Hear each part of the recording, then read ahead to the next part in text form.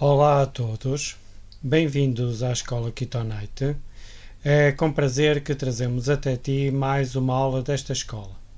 Como tu podes ver, estamos na nossa aula número 15 desta terceira teoria que tenta explicar um pouco dos capítulos 8 e 11 de Daniel. Ela tem como título 6 Keren, já sabes que 6 significa o número de chifres do bode, de Daniel 8, e Keren significa chifre em hebraico. Hoje trazemos um título para esta aula bastante sugestivo, o Rei do Norte. Na aula passada nós falamos sobre o Rei do Sul, hoje vamos falar sobre o Rei do Norte. E como tu podes ver na internet, especialmente no YouTube, tu vais encontrar muitas interpretações deste Rei do Norte e o que é que ele significa. Mas, como eu já te disse várias vezes, Daniel 11 não é para ser interpretado, porque ele próprio já é uma interpretação. Então, sendo Rei do Norte, tem que ser mesmo Rei do Norte. O norte de quem? Do povo de Israel, porque esta mensagem é dirigida em primeiro lugar ao povo de Israel, que era exatamente o povo de Daniel. Ora, o território de Israel encontra-se aqui nesta região e o reino que ficava a norte de Israel é exatamente o Império Seleucida, que pelo contexto não é, facilmente se vê que é o Império Seleucida. Obviamente que, ao contrário do Rei do Sul, em que a profecia diz que se trata do Egito, o Rei do Norte não vai dizer qual é o reino que estaria na altura. Porquê? Porque o Rei do Norte era uma composição de vários reinos, ok? Dos assírios, dos babilónios, dos medos, dos persas. Portanto, tinha vários povos. Ora, como não havia um povo específico, não é, que estaria a dominar, e neste caso estamos a falar apenas de gregos, e tanto o Rei do Norte como o Rei do Sul são gregos, então a interpretação dada pelo mensageiro de Deus a Daniel vai referir só como o Rei do Norte, okay? Que para mim é nada mais nada menos que o Reino Seleucida, que já sabes que tornou-se Rei do Norte por ter conquistado o reino de Lisímaco, que era o reino que se encontrava a norte de Israel. Desde já te agradeço por estares a ver este vídeo, okay?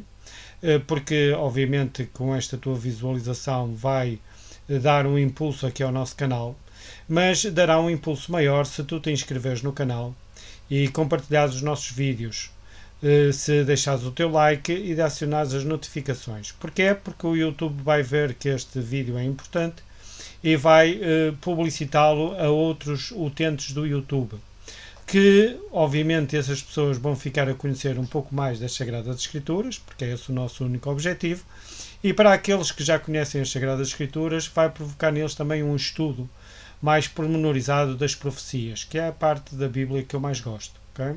Elas ajudam-te a compreender toda a Sagrada Escritura. Ok?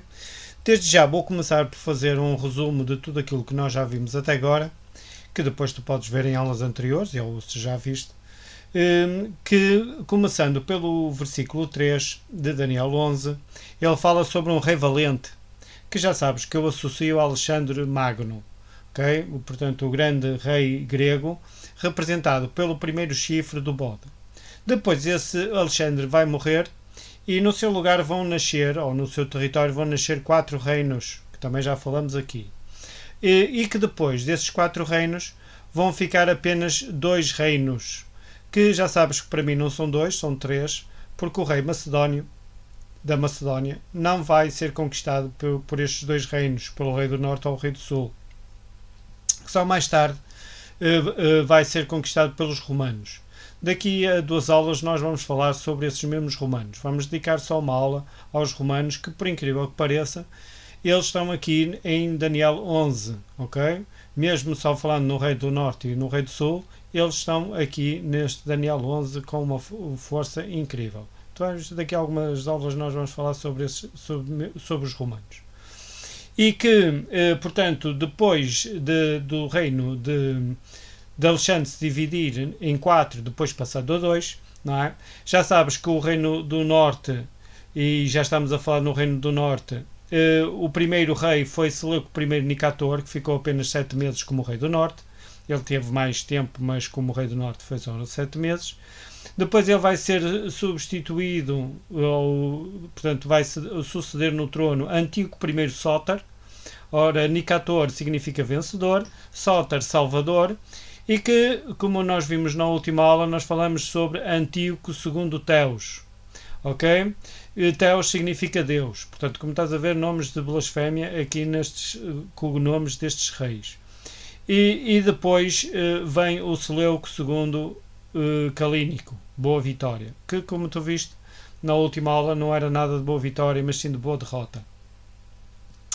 Portanto, a história é muito simples, não é? Portanto, Seleuco Nicator vai ser sucedido por Antíoco I Sóter, que vai ter um filho que é o Antíoco II Teos, que vai entrar em conflito, não é, com o Reino do Sul, porque eles vão estar sempre em conflito, mas que vai fazer também as pazes com o rei do Sul, ok? Eles vão fazer as pazes e vai ser dada a filha de Ptolomeu II Filadelfo, portanto aquele que gosta da sua irmã, vai ser dada a sua filha, não é? A sua filha vai ser dada como pacto de paz com Antíoco II Teos. E Teos vai repudiar a sua rainha, que era a Laodice, não é? Que lembras-te da igreja de Laodiceia, ou da cidade de Laodiceia, que estava relacionada exatamente com os gregos. Ele vai repudiar esta mesma Laodice e vai colocar Berenice no trono, não é? Que mais tarde ele vai voltar a colocar Laodice como rainha e vai repudiar de certa forma Berenice. Ao Laodice ser colocada como rainha, não é? Como obviamente teve mais poder, ela vai, portanto, a maior parte dos historiadores dizem que ela vai envenenar o marido, o Antíoco II Teos, para colocar o seu filho Calínico, não é, no trono.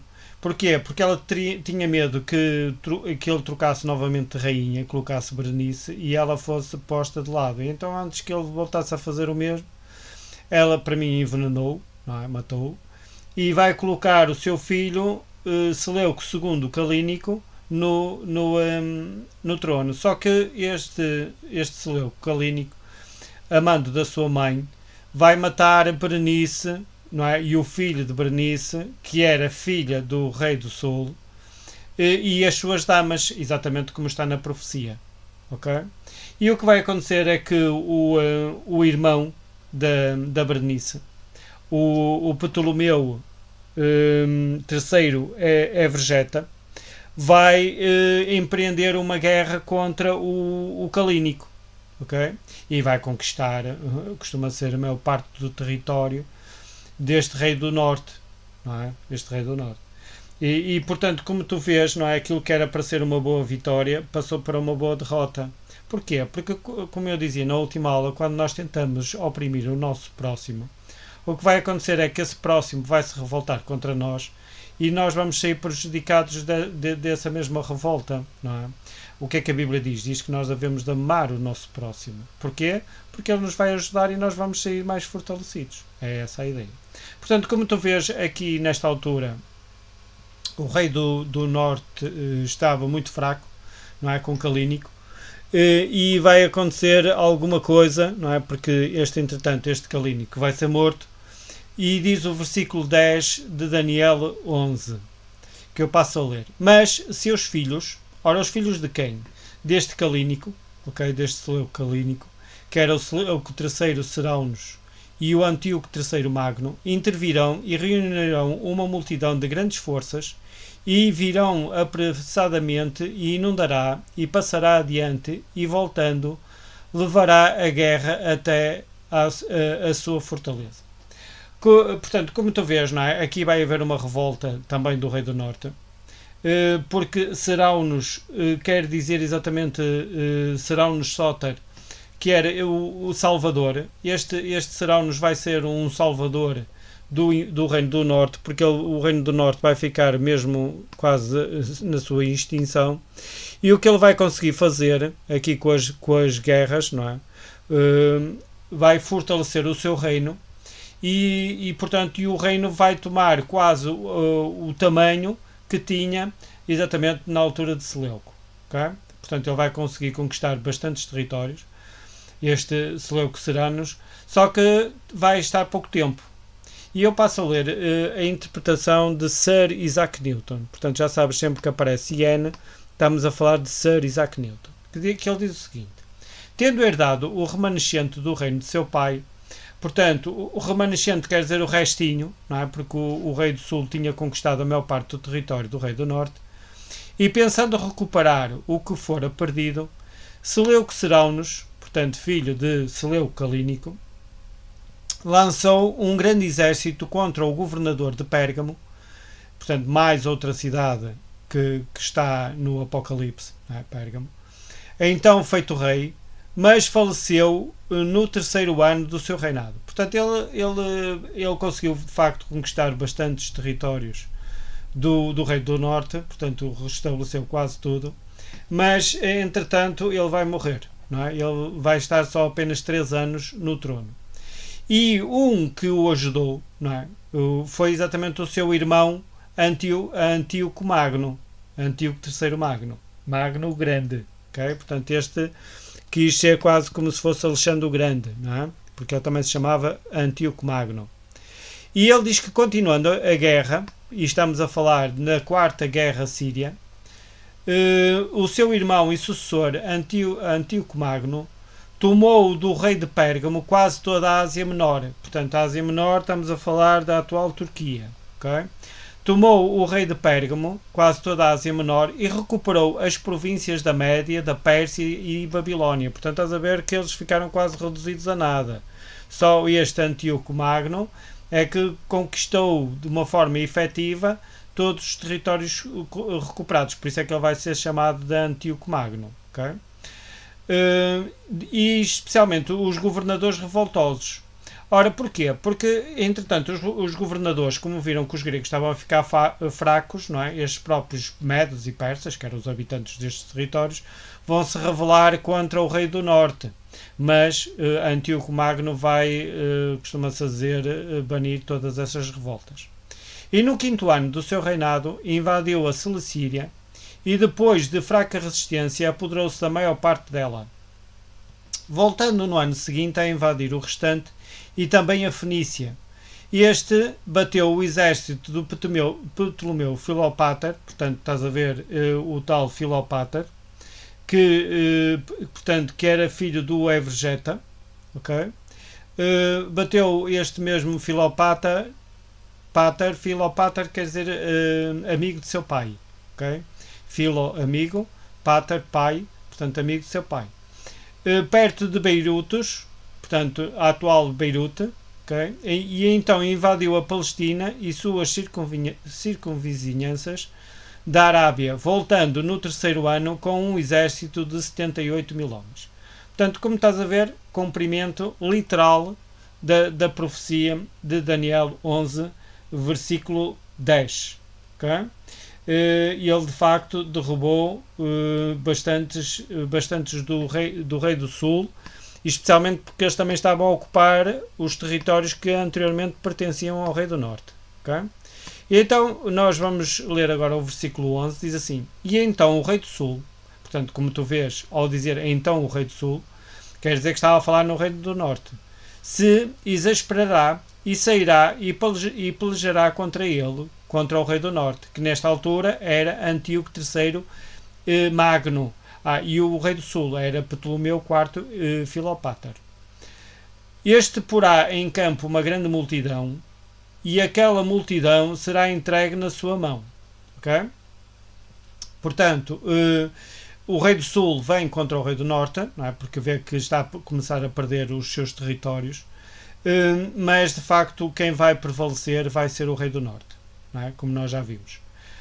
A multidão será tirada e o seu coração se elevará, mas ainda que derrubará muitos milhares, contudo não prevalecerá. Portanto, o que está aqui a dizer é que o rei do sul, depois da investida do rei do norte nos territórios que lhe pertenciam, okay, e ter conquistado bastantes territórios, este rei do sul vai querer reaver esses mesmos territórios. Vai conseguir algumas vitórias, vai derrubar muitos milhares. Em hebraico está Riboote.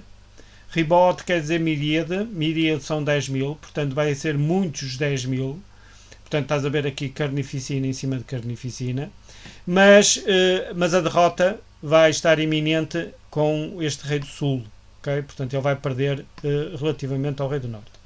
Aqui o versículo 13 vai ficar para a próxima aula, porque eu vou ler aqui a interpretação dada por Isaac Newton sobre esta derrota do rei do sul. Diz assim: mas Ptolomeu, e Ptolomeu, estamos a falar do quarto Filopáter, veio do Egito com 75.000 soldados.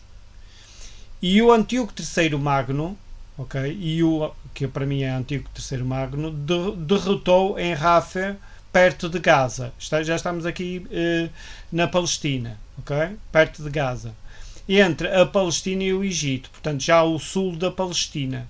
Recuperando a Fenícia e a Cilicíria no ano 532 de Nabunassar, cheio de si por causa desta vitória e vivendo num luxo excessivo, os egípcios se rebelaram, mas foram dominados e nestes tumultos foram mortos 60.000 judeus egípcios. E depois Isaac Newton vai dizer que isto tudo o que ele disse está escrito em Daniel 11, 10 a 13. Portanto, como tu vês, não é? Este Ptolomeu IV Filopáter,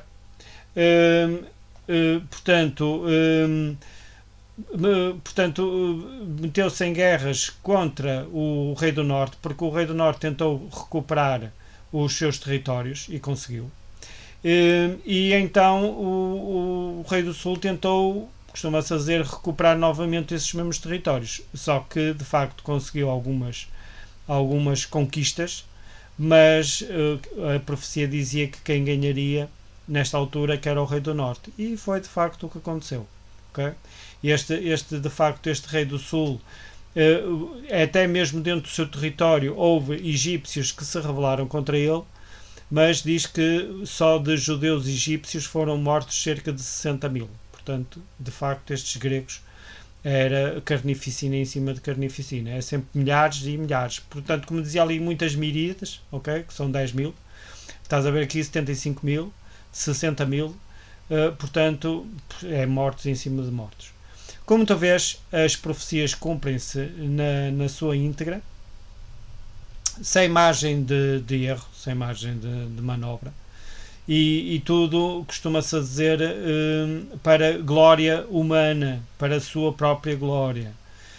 Isto querendo o quê? Sempre dominar os outros. Portanto, este conquista de terras, e o ser humano ainda continua hoje em dia a oprimir o seu próximo só para ter mais terras, mais território, como se isto levasse a alguma glória. O que isto leva é exatamente a mortes. Não é? A mortes. E o que a Bíblia diz é que nós não devemos fazer a guerra, mas sim a paz. Porque a paz leva exatamente à vitória. A guerra leva à derrota. Porquê? Porque nós podemos ter uma vitória, costuma-se dizer temporária, porque tudo aqui neste mundo é temporário. Podemos ter uma derrota, uma vitória, mas depois a derrota vem logo a seguir. Não é? Portanto, porquê? Porque o nosso próximo vai se rebelar contra nós, vai se tornar mais forte. Nós, entretanto, podemos ficar mais fracos e somos logo derrotados pelo nosso próximo. É assim que as coisas funcionam.